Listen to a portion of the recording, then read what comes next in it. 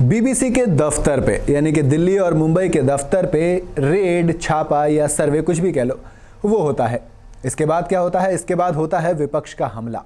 कहा जाता है कि ये छापा या रेड या सर्वे सिर्फ इसलिए किया गया क्योंकि बीबीसी ने इंडिया द मोदी क्वेश्चन वाली जो डॉक्यूमेंट्री आई थी उस पर बैन लगा दिया था।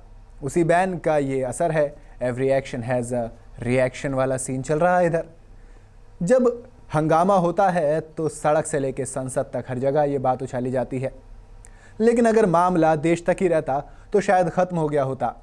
कई सारे आरोप लगे थे कि ये तो डेमोक्रेसी में आवाज़ को दबाया जा रहा है। बीबीसी को, जिस बीबीसी को कल तक मोदी जी वाहवाही करते थे, आज उसी को कह रहे हैं कि नहीं ये तो गलत है, सरकार ये कह रही है।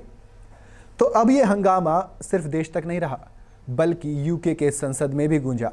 जी हाँ, जिसे हाउस ऑफ कॉमन्स कहते हैं, वहाँ पे भी इस डॉक्यूमेंट्री को बैन करने पर सवाल किए गए वहाँ की सरकार से। सरकार ने जवाब भी दिया। तो क्या हुआ पूरा मामला, चलिए इस वीडियो में हम आपको बताते हैं। तो चलिए शुरू करते हैं।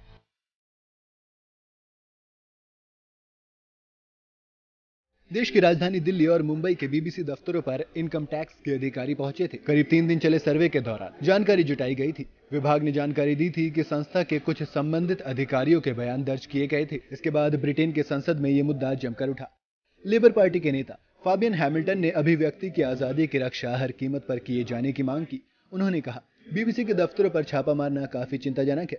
फिर इसकी आधिकारिक वजह कुछ भी बताई जाए। दुनिया भर में बीबीसी को भरोसेमंद रिपोर्टिंग के लिए जाना जाता है और उसे बगैर डर के रिपोर्टिंग की आजादी भी होनी चाहिए। डेमोक्रेटिक यूनियनिस्ट पार्टी यानी डीयूपी के सांसद जिम शैनन ने कार्रवाई के तार बीबीसी की documentary India the Modi question से जोड़ दिए। साथ ही मीडिया और पत्रकारों की अभिव्यक्ति की आजादी के दमन के आरोप लगाए।